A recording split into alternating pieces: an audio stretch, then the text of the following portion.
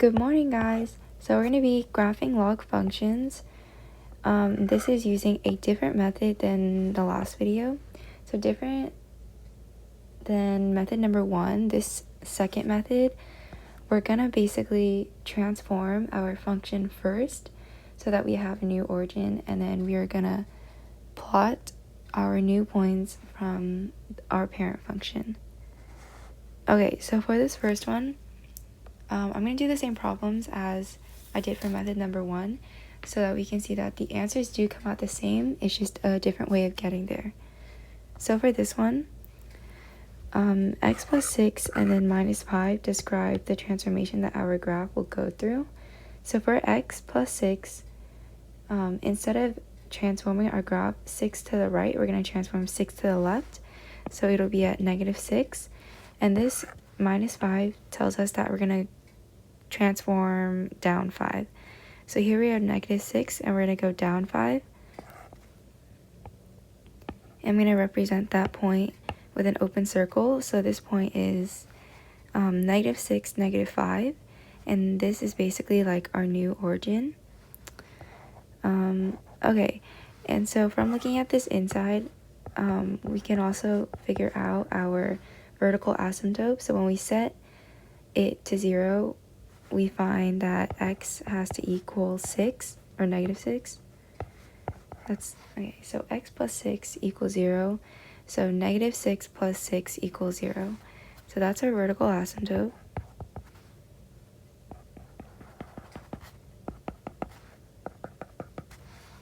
Okay, so now that we found our vertical asymptote and we transformed our graph, we can basically ignore the plus 6 and the minus 5 and just focus on log base 5x, which is our parent function. So y equals log base 5x is the same as x equals 5 to the y. And so I'm going to make a table, and we're basically going to find our coordinates to this parent function. So usually, or like method number 1, we plugged values into x to find y. But in this case, we're going to plug values into y to find x. So if we plug 0 into y, we'll get 1. If we plug 1 into y here, we'll get 5, because 5 raised to the power 1 is just 5. And we could keep going, but there's like no point, because our graph doesn't go that far. So we have 1, 0, and 5, 1. So this is not our actual coordinate points. So for the last one, for the first method, I put them like this because they were literal points that we were going to graph. But not in this case. Here we have a transformation and we have this origin. So we basically graph these points based off our origin. So this kind of describes what point we're going to graph, similar to how these points described our transformation. And so for this first one, it tells us x goes to the right 1 and y stays the same. So from here, x goes to the right 1. So we'll be here. And then for this next one, it tells us x goes to the right 5 times. So starting here, we're going to go to the right 5 times. So 1, 2, 3, 4, 5. And then it's going to go up 1. So up 1. And then, so we'll plot our point here. So our graph will look something like this. It'll follow our vertical asymptote, which is x equals minus 6. And it will continue this way to positive infinity. So knowing that, we can find our domain, which is negative 6 to infinity. So it starts, or it gets really close to this line here, but because it doesn't cross it, we're going to use parentheses, and it continues this way to positive infinity. And our range, like all of their log functions, is going to be negative infinity to infinity, or all real numbers. Okay, so that's basically how you graph using the second method. you can see that this point here is -5, -5, and this point here is -1, -4. Yeah, so it's important to not confuse these for your actual points, but rather these are more like a description of your points to find actual points that your graph is going to cross. Yeah. Okay, let's do another example. So here we have y equals log base 3 x minus 1 minus 4. So let's look at our transformation.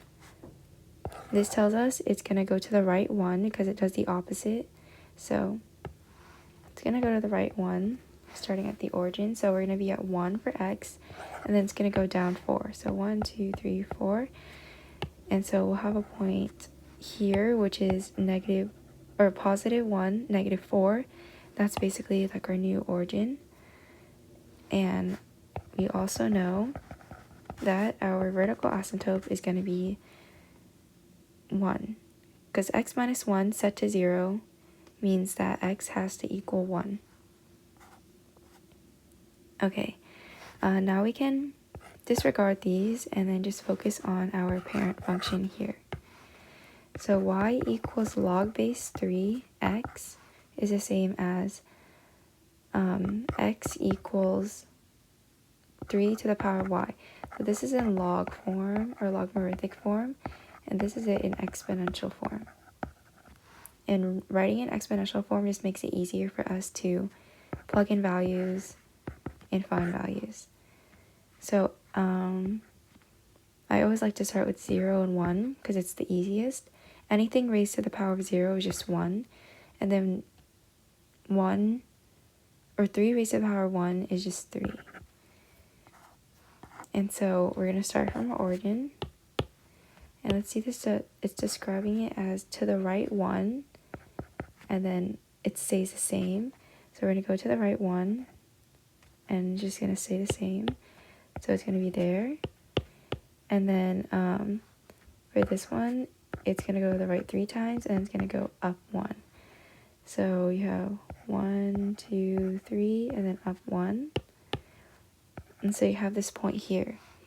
And so our graph is just going to follow our vertical asymptote, cross through those points, and continue to positive infinity for the x values.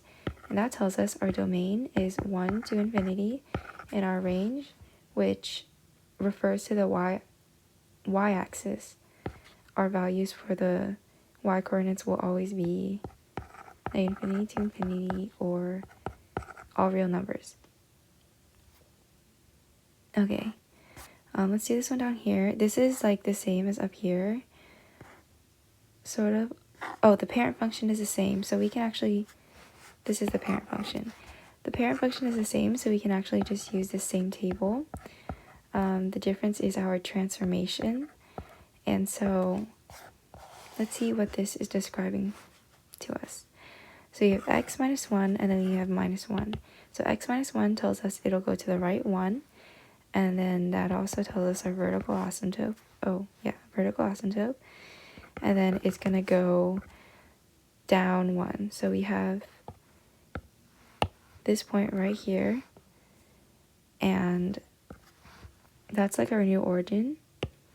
So we can look at our table to determine where to plot our points that our graph will cross.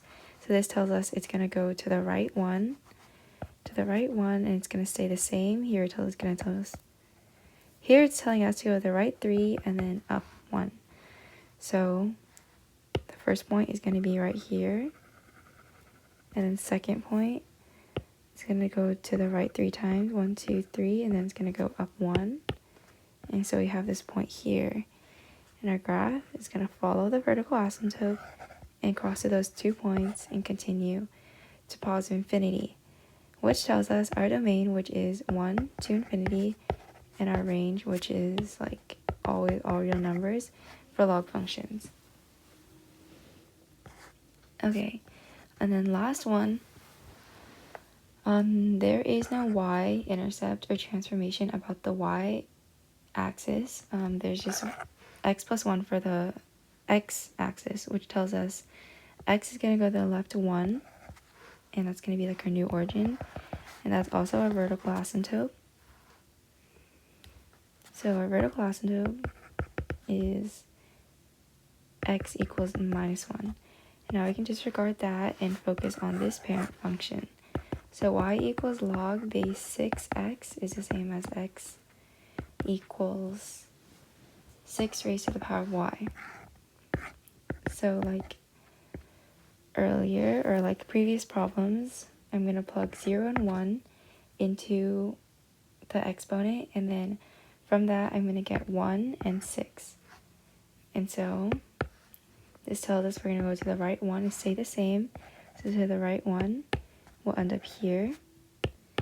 And then this tells us we're going to go to the right 6 and then up 1. So 1, 2, 3, 4, 5, 6, and up 1.